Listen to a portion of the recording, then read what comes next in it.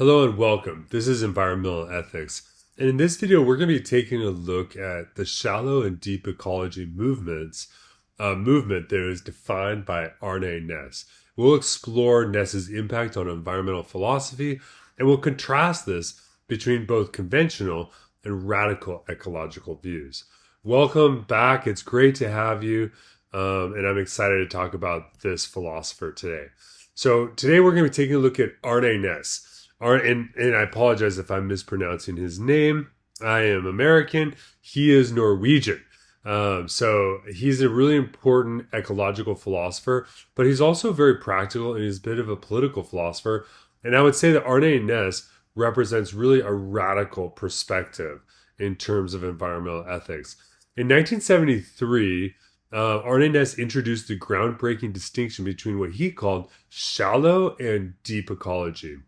And this distinction has helped to reshape environmental philosophy and also is a way of cataloging the difference between what we saw in our previous video on Aldo Leopold, the difference between a sort of kind of basic instrumentalist view of nature, sustainability and conservation, versus a more radical view that recognizes the intrinsic value of nature. So this is what we're going to be talking about in this video, and I really hope you enjoy it. And it's a great way to understand sort of the radicality of the difference between a sort of kind of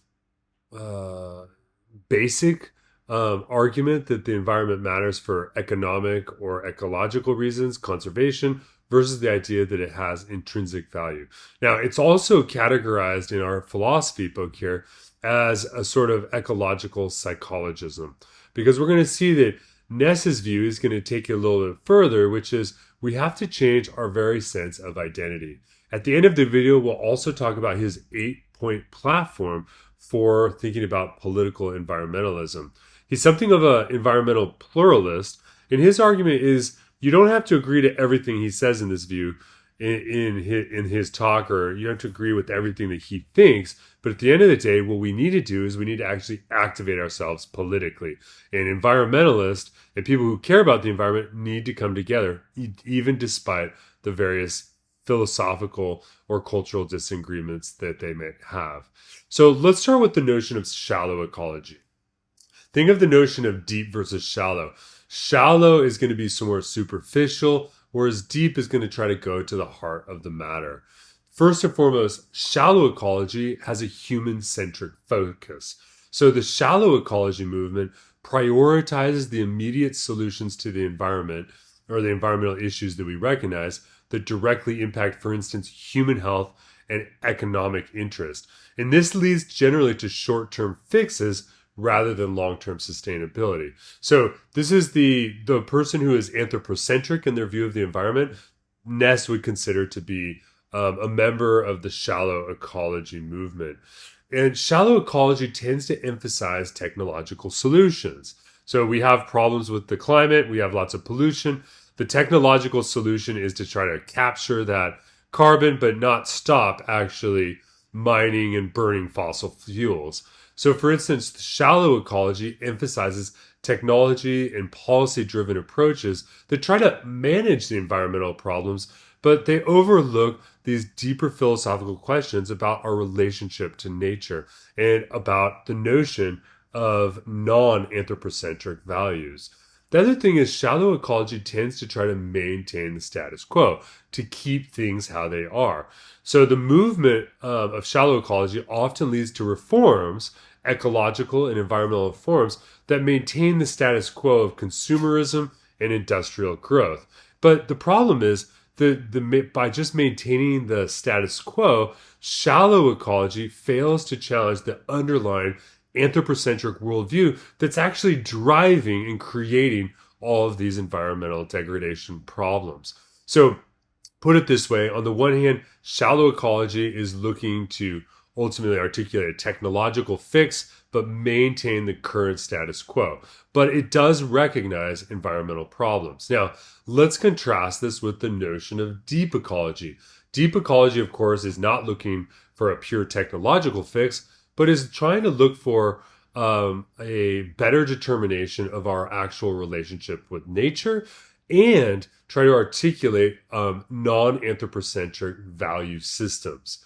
So this means that shallow and deep ecology represents a fundamental shift in our perception of nature and the environment. It calls for a way of perceiving our relationship with the environment that advocates for a worldview where all forms of life are recognized as possessing intrinsic value and that their interconnectedness is recognized as vital. In many ways, Arne Naess is I wouldn't say he's drawing from the land ethic by Aldo Leopold, but let's put it this way. The land ethic of Aldo Leopold finds its fruition within the philosophical thoughts and in the political philosophy, environmental philosophy of Arne Naess and the Deep Ecology Movement. Now, at the core of it is a rejection of anthropocentrism. And again, anthropocentrism is the notion that humans are at the very center.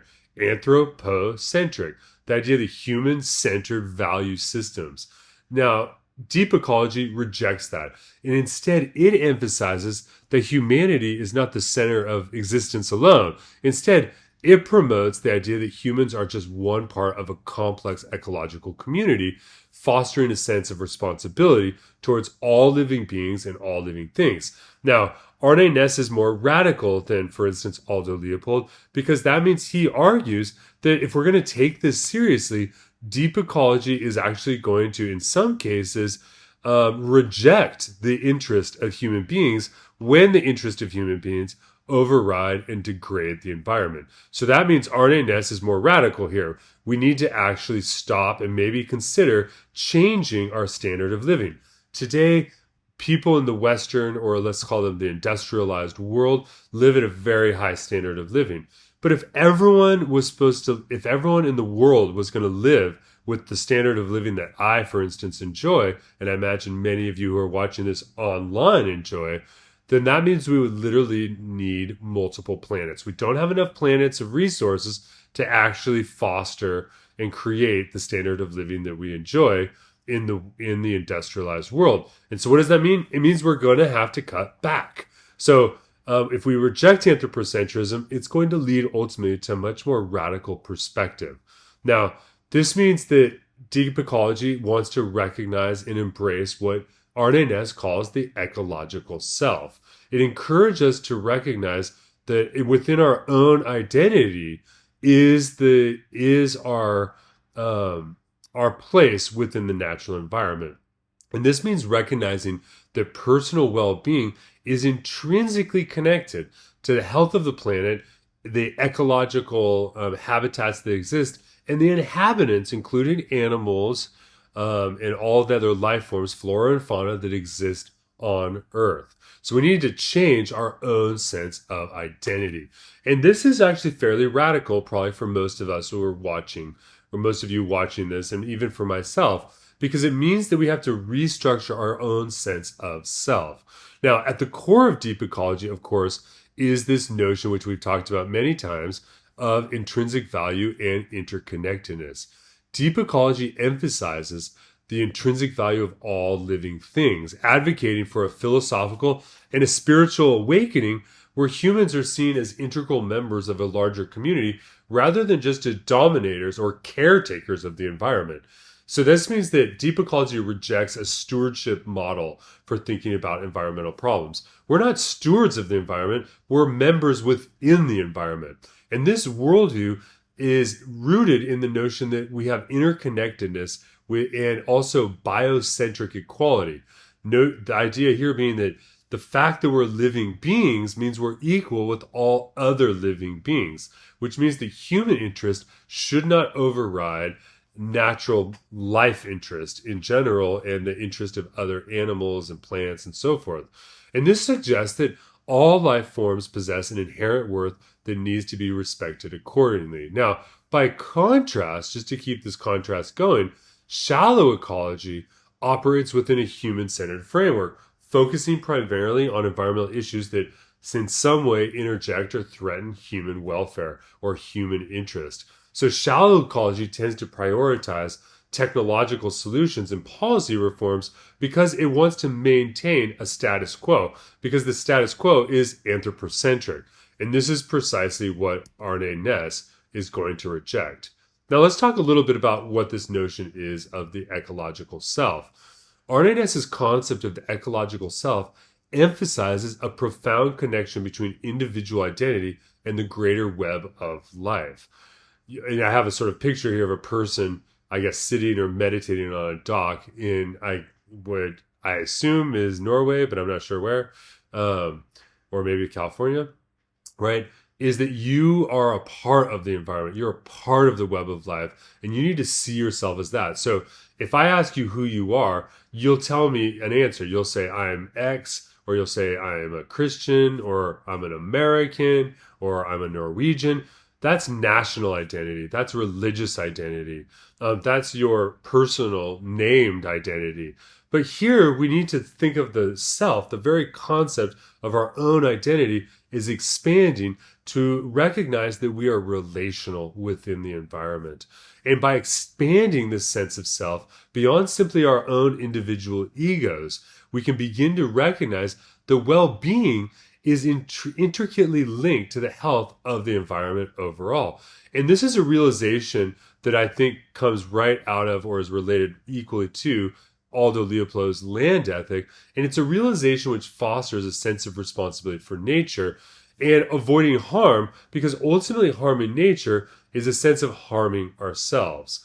So this means next we need to realize that if we are members of the community of life, then that means there is an equality among all living agents. So we have what this notion of biospheric egalitarianism.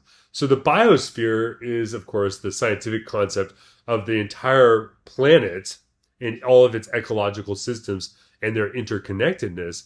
And here the notion is we have to recognize that this whole system has equality throughout it. So this is a major change in terms of thinking about human beings working in the environment and our relationship to ethics. Here the notion is we literally have an equal obligation to the biosphere itself and to this overall system of life. So that means that there's an intrinsic right of all beings. Biospheric egalitarianism posits that every form of life, including plants, animals, and bacteria, and the ecosystem in general, possesses an intrinsic right to exist, but also to thrive. So this principle, if we're to adopt it, would encourage is a major shift away from an anthropocentric value system towards a much more inclusive ethical framework that actually recognizes the interconnectedness of all living beings. Biospheric egalitarianism rejects human superiority. Most human beings probably see themselves as superior to the animals and insects but that they actually interact with. But this is precisely the frame of mind that needs to be rejected once we adopt a new sense of identity. So by rejecting anthropocentrism, biospheric egalitarianism emphasizes that human interests shouldn't dominate our decision-making process when it comes to the environment. It very well may be the case that we should do things that actually might injure or degrade human interest if overall they actually promote the greater biospheric interest or biospheric egalitarianism principle. So instead of advocating for just policies and practices that honor the rights and well-being of all species, it advocates for policies and practices that honors the rights and well-beings of all species. And that means that we're aiming towards a sort of harmonious coexistence. Now, Arne Naess has taken some heat because he's discussed in some of his writings the problem of population. We have too many human beings on Earth, and there's all these human beings are using up the Earth for their own purposes, which means if we're going to be committed to something like biospheric egalitarianism, we actually need to think about population control. Now, that means that biospheric egalitarianism is a form of commitment to biodiversity. Now, that means that we don't just want to have lots of life, but we want to foster a multiplicity and a plurality of animal and plant species existing over all of the different ecosystems within the biosphere. So that means that we need to reevaluate the various practices that human beings have, which actually just exploit natural resources, harm ecosystems, and degrade biodiversity. As I mentioned in my previous video, we're currently going through a major extinction right now, which means that right now, we certainly as human beings do not have a biospheric egalitarianism because we're literally consuming the world at an exponential rate. So if we're going to maintain this commitment to biodiversity, that means that we have to recognize a call for the ethical commitment to protect biodiversity and promote the flourishing of all life forms as essential to health on the planet. Now, in a local context, maybe what this means is your community, even though your community might need a new factory, but that factory it needs a new factory because it'll create jobs and so forth, but that factory will destroy habitats and reduce biodiversity. That means that we should actually say no to the new factory. This is the radical nature, and this is kind of, as it were, putting your money where your mouth is in terms of the environment. So most of us are actually, it's easy for us to say that we're pro the environment and we want to do best for the environment. But here what we're talking about is to actually a true existential commitment to biodiversity. And that means actually denying specific human interests that might exist within your own or my own community. Now, how do we understand all of this and what's at the core of this? Here at the core of deep ecology is something in philosophy called a relational ontology. Ontology is just a fancy term to talk about the relationships that exist among beings. Being is an essential concept in philosophy. What is a being, right? So we have to recognize that to exist is to be a being, but to be a being is to be a being among other beings. So this is a relational ontology. Instead of focusing on just static individuals, we have to recognize that the reality of being is actually given in the interconnected relationality among and between beings. So that means we're going to focus not on individuals, but on relationships, and in particular, environmental, ecological relationships. Relational ontology underscores that all beings are interdependent, meaning that their existence and identity can't be understood and is a fallacy in pure isolation. So when I ask you who you are and you give me your identity, you say, I'm this kind of person and I like these sorts of things. Generally speaking, you're probably understanding yourself in isolation. But think about this. How many aspects of your existence are actually the consequence of relations that exist between you and other people and you and the environment? Notice that you're breathing right now because plants are producing oxygen or plankton's producing it. Your name is not yours. It was, well, some of you may have chosen your name, but most people's name is given to them by their parents. Your moral values are a consequence, for instance, of the relations you have in the communities in which you've grown up. So no one actually exists in isolation. No, as the old adage says, no man is an island unto themselves. And this is the point of relational ontology. This perspective challenges a sort of traditional Western philosophical view, which treats entities as being separate and purely self-contained. And this advocates, again, for a form of environmental holism and a holistic understanding of our existence. So we see both a type of environmental holism within Arne Naess's Deep Ecology, but we also see within it this notion of a different change in understanding of environmental psychologism. Our own sense of identity is actually structured by the environment in which we live. So what we're talking about is shifting perspectives on what existence itself means. Now, Arne Naess, unlike Aldo Leopold and some of the other thinkers we've looked at, is a much more robust philosophical thinker. And he sort of emphasizes this notion of the environment as an important philosophical claim that we have to shift and change our framework towards. This framework of deep ecology shifts the focus from human beings being in the environment, man in the environment, to a man in the world perspective. Humans are a part of the world. And this reflects the idea that human beings are part of a larger community and that our actions impact and are a part of the entire web of relations upon which life exists. So this means that as we approach environmental problems, we need to have a holistic problem-solving methodology. We need to recognize that if relational ontology, which I agree with, promotes an understanding that environmental issues can't be solved in isolation, that means that it requires a systemic, holistic approach that considers relationships and interactions as being central, as being principal, as being the starting point of our considerations. And this, of course, means that we need to consider all entities within the ecosystem. Now, where does this take us? It means that deep ecology has an anti-domination ethic to it. The idea here that we can dominate nature and use it for ourselves is fundamentally wrong. And then when we talk about social justice, we're not just talking about human beings, we're talking about social justice in a biospheric egalitarian way.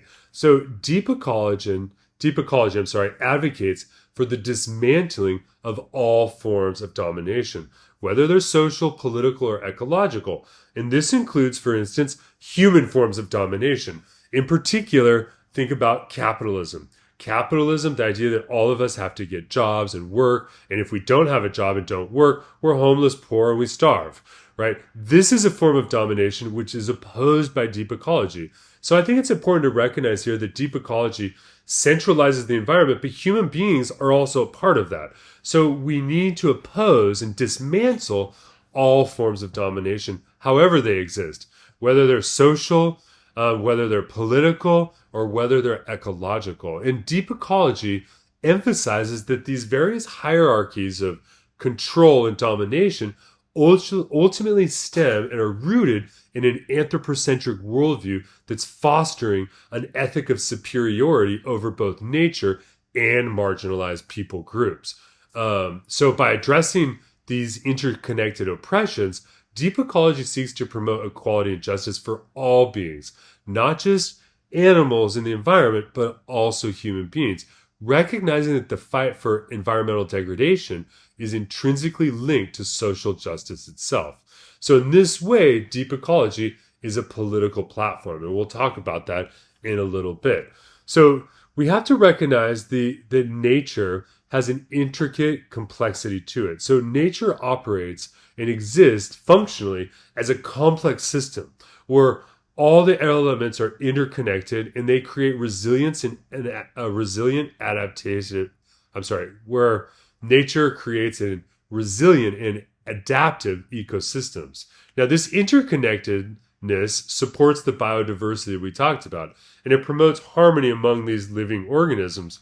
And it emphasized that every species plays a vital role in sustaining life on Earth. The problem here is human beings in regard, not that human beings shouldn't exist, but the idea that human beings today, through industrialization, have fragmented nature and created a number of complications. Industrial society introduces complications through the mechanization, consumerization, and hierarchical power structures that exist within our societies today. And these complications lead to a fragmented perspective on nature, an alienated perspective, if you will, in which prioritizes short-term gains over long-term ecological balance. And this is precisely what deep ecology opposes. So, and here's a picture of Arne Naess, so you know what he looks like.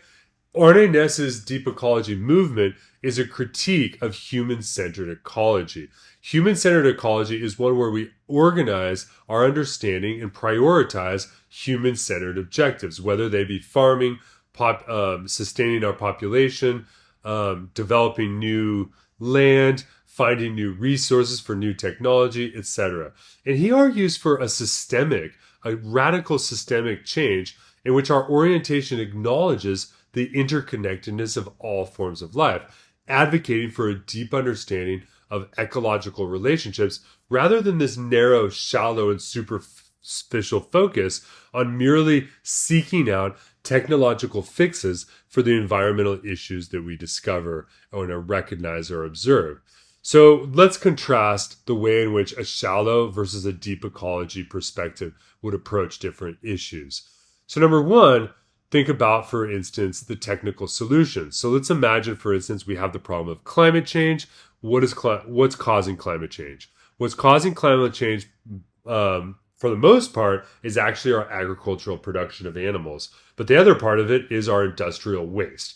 Those are the two main culprits that are poisoning the environment, warming the planet, and destroying ecosystems across the entire planet, let alone talking about the extreme weather patterns that we're seeing all over the earth right now, today, and we'll continue to see probably for the rest of our lives, to be honest with you. Now, what would a shallow ecologist say to this? A shallow ecologist would say, well, we need a technological fix. Let's talk about carbon capture. In other words, let's still use natural gas production facilities, but let's try to capture the carbon, keep it, and we'll bury it in the ground, and then we can not worry about it, but we can keep everything going the way we really want it to keep going. Now, this whole perspective aims to sustain human welfare without actually challenging the broader system or actually getting to the root problems themselves. Now, this means that the shallow ecologist will offer a view of environmental problems as isolated issues that can be solved through better technology, better policy, better education, and so on and so forth. So that means that in general, the American conservationist movement, and I'm not talking about the movement of Thoreau per se, but conservationism, the idea that we should do a better job of conserving our national parks and conserving our national forest and so on and so forth. These are all examples of shallow ecology. But whereas deep ecology aims to get to the root of the problem and aims towards the philosophical crux of the problem, deep ecologists would advocate for a fundamental shift in consciousness, a change in our very awareness of what the problem itself is, and one which challenges and turns away from a purely anthropocentric worldview. So to use my example of the environment and climate change, what would the deep ecologist say? Well, the deep ecologist would, I think, argue that if we want to preserve the environment, what's the core of the problem? The core of the problem is the degree of our consumption of the natural environment, which means if we want to actually get to the root of the problem, we need to actually change our patterns of consumption.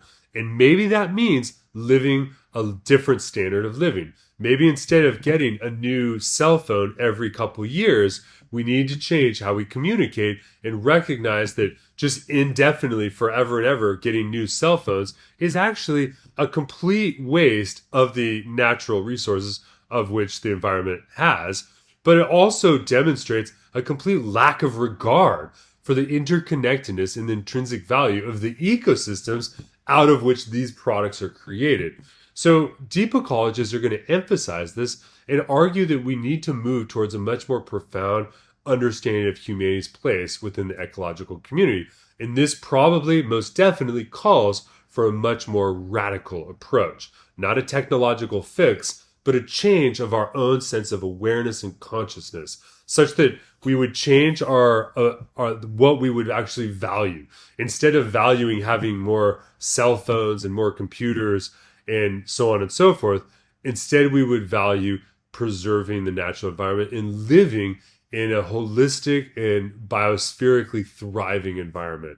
So this means that deep ecology is looking for a transformative nature.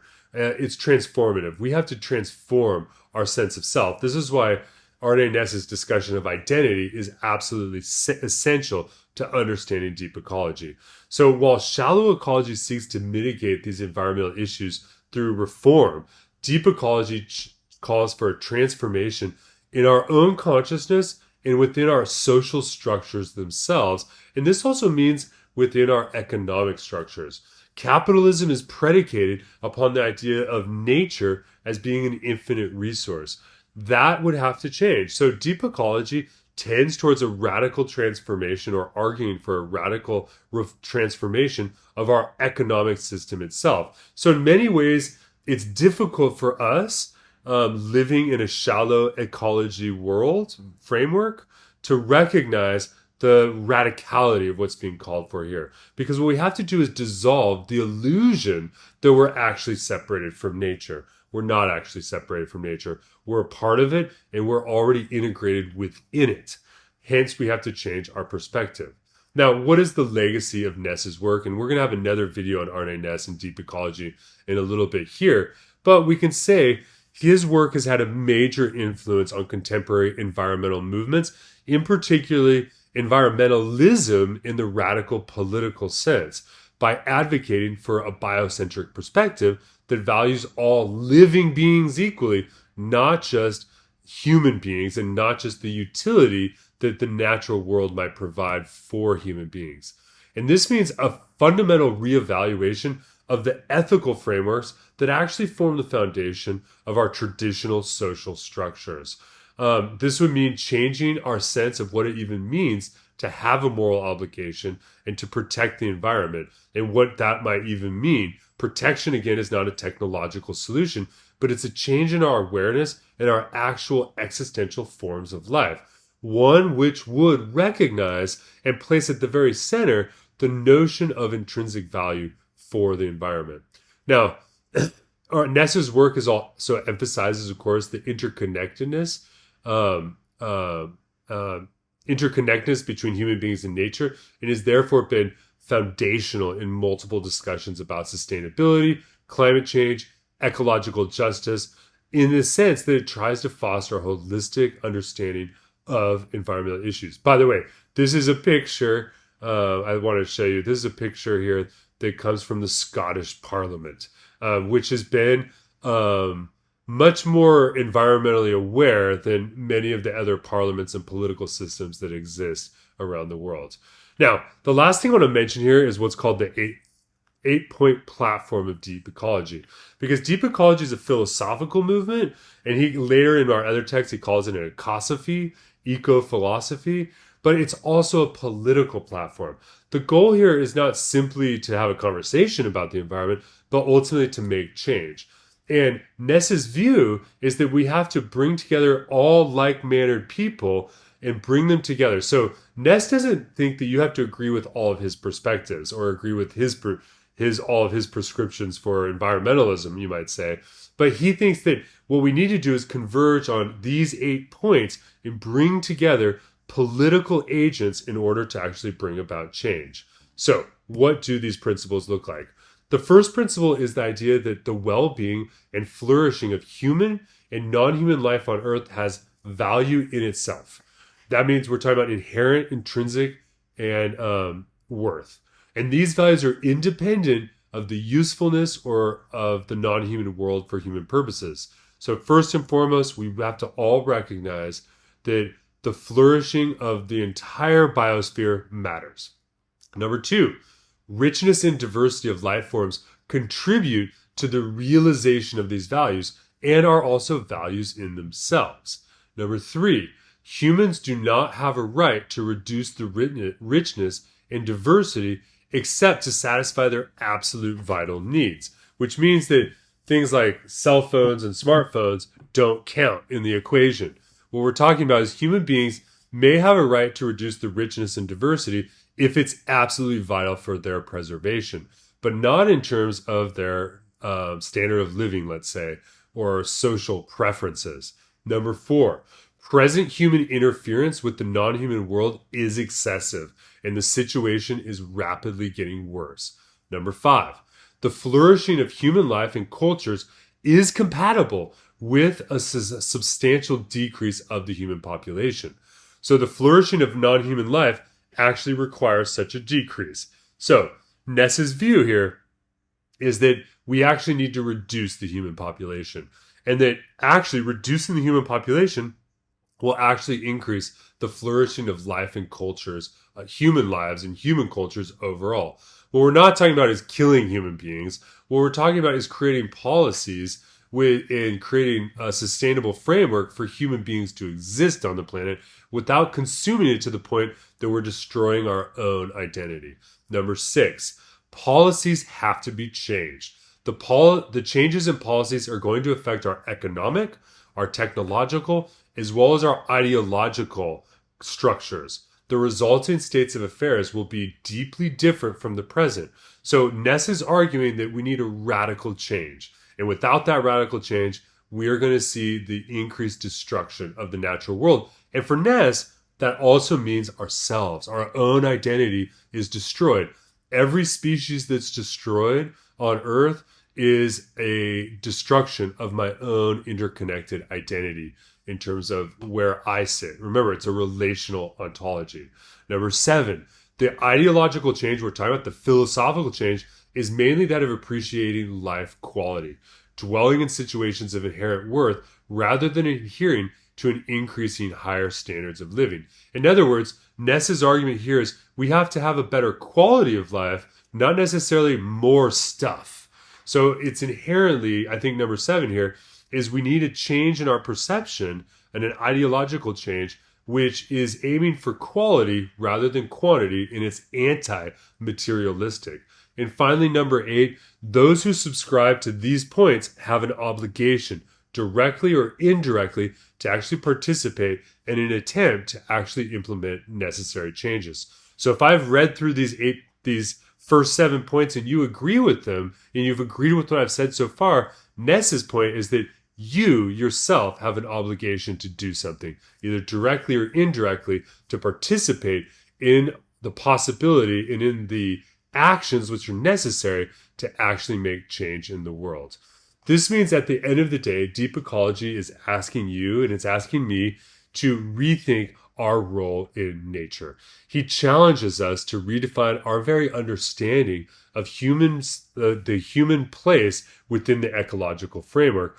And by promoting a transition from a self-centered perspective to one that recognizes relational ontology, Naess is arguing the necessity for aligning our values and realigning our values to the health of the earth itself. This is a paradigm shift. It's a worldview shift, and it's difficult for us to recognize what that might look like. But this is ultimately what is required when we better understand and if we adopt the notion of biospheric egalitarianism. Thank you very much for watching this. I hope you enjoyed this challenging and important video on the difference between shallow and deep ecology and the philosophy or ecosophy of Arne Naess. Thank you very much, and I'll see you online.